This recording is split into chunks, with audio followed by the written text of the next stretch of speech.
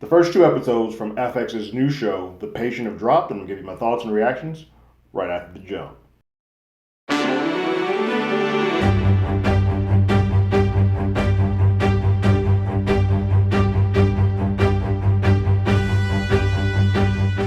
Hello, everyone. Terrence here with Hollywood Already Did It. If you haven't already, go ahead, like, share, subscribe to the channel, leave a comment, ring that bell below. Anytime we have something, you will be among the first to know. So let's dive into FX's new limited series called The Patient. Now, I know most of you who watch this video may already know what a limited series is, but for some folks, that may seem a bit of an odd term. Limited series means that they have an end point. Like, this definitely is not getting a second, well, it may, but season to season to season is not necessarily a given. We know that they have a set story that they want to tell in this limited series run. So this is signed on for 10 episodes, 20 minutes ish each. So the show opens with seeing Alan chained up, basically a misery moment. He wakes up, he has no idea how he got there, he has no idea where he's at, but he wakes up and he is chained to a bed. And he has his essentials. He has his toothbrush. He has his toothpaste. He has his vitamins. He has a bedpan with toilet paper to the side. Whomever has set all of this up was put him here. Has not put him here in a way that is to harm him necessarily. It doesn't seem like that. This person in their brain has put enough care around him to say, "Hey, I'm going to put you in a situation that I can show you that I do care about you." But it's still, you still chained him up and have captured him. And that is where we get. We start there, and Alan, played by Steve Carell, is screaming to the high heavens, but no one hears him. Like it's just silence. Um, we then start seeing how we got to this point, and so we are seeing that Alan is a therapist, and Alan, unfortunately, this is the thing about being a therapist. It's a position that even if you have things going on in your own personal life, you still have to show up for the job to do therapy. But he's lost his wife. It seems like recently, it feels like. He has a fractured relationship with his son. And we don't really know why. We don't know if that happened pre the wife or his mother passing, or if they've already sort of had that. We get a sort of a flashback in the second episode that kind of leads a little bit to more. There's a girl that is probably not being received well by the parents. I see you, Amy. That's my good friend Amy is playing that part. But they seem to be separating it. There's a fracture in between their relationship. But he's got all that stuff going on in his personal life, but he still has to be there as a therapist. He shows up, and we see multiple clients. We see a couple of different versions, but the one that sort of sticks and we keep recurring is Gene, played by Domhnall Gleeson. And Gene comes in with his hat and glasses on that he refuses to take off because he says the bright light hurts him. But Gene and them have a tit for tat, and they keep going, have multiple sessions. But in these, he never opens up.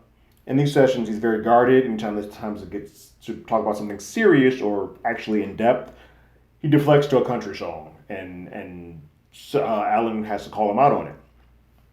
And so in this episode intake, Alan sort of puts the seeds out there that kind of like, hey, we're never going to get anywhere. Like, this feels uncomfortable for me if every time that I ask you a personal question, you block it off. And I'm imagining if I'm uncomfortable, you also are uncomfortable. So I don't know if this is going to be the best thing for you.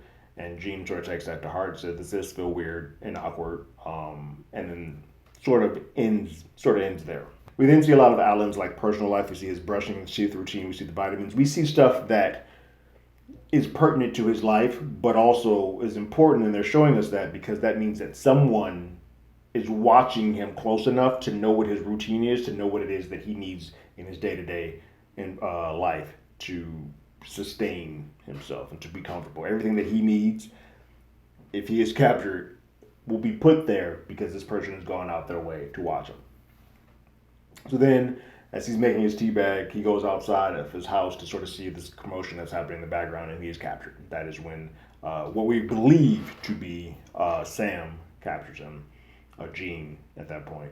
But we don't really get to see it. When he turns around, it goes black, and he doesn't remember how he got there or how he got there. So we believe that it is Sam or Gene that does this. Although it's interesting because I don't necessarily think that Sam and Gene is doing this on his own, which we get a little bit with the cliffhanger for episode 2. But that's all that happens in intake, the first episode. We do get a brief moment where they sort of interact in the first episode, but these episodes are so small and 20 is more so just setting us up and saying, like, it's funny, the first time that Gene sees Alan, he basically says, I'm sorry, I know this isn't the best thing. He's very flippant with it, like, it's more for him in the way that his brain's working. It's like, hey, I need my therapy session brought to me because I can't open up there in the real world. I can't open up there and let you in on this. But if I bring you to me, we can start having these conversations. Be damned to what's happening in your in your personal life, you know. The second episode continues on with that, and the two of them are starting to have their tit for tat. They're jockeying for position, if you will, and how this relationship works.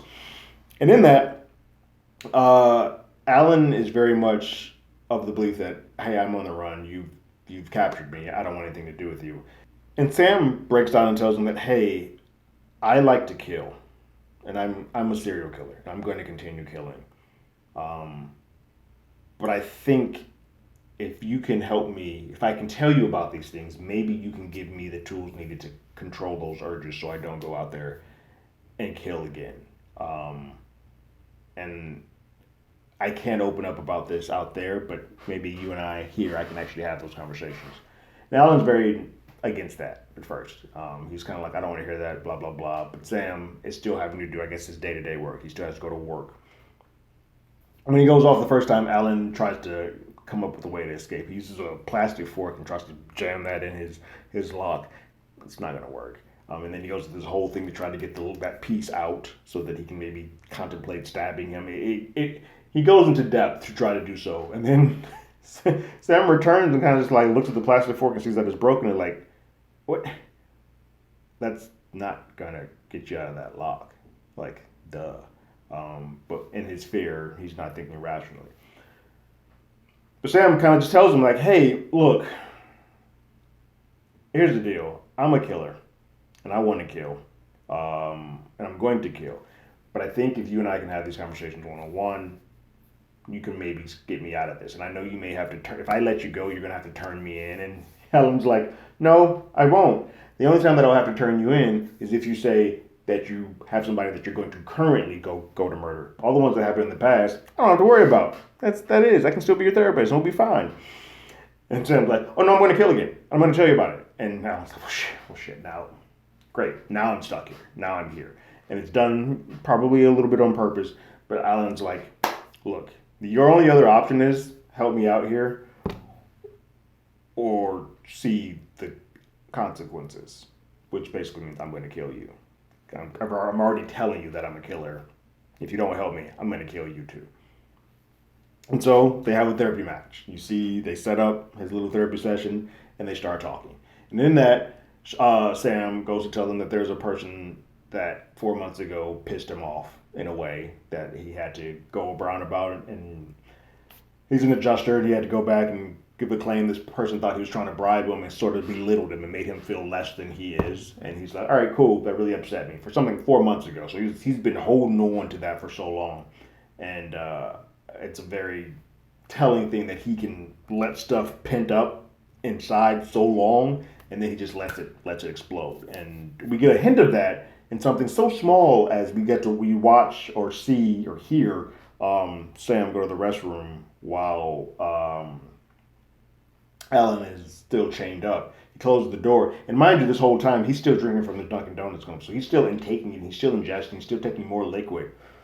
But then he goes to the restroom and pees for an insane amount of time. Like, it's so long that you're like, hold on. You've been holding on to this and just kind of like biding your time and getting more liquid inside of you while you had to do all of that. Just shows you sort of the mindset of who Sam kind of is. It's a simple thing off to the side, but that's kind of why I think that whole piece is in there.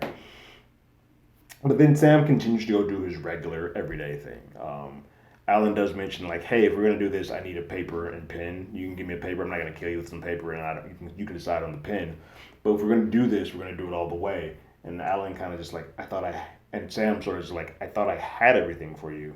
Thought you had all the necessities you needed. So that just shows you that he had kind of pinpointed like the toothpaste. I saw that was your vitamins. I've been watching you for so long that I know what you need. And when we were in those therapy sessions, you never used a pen and a paper. So I didn't think you needed that. But okay.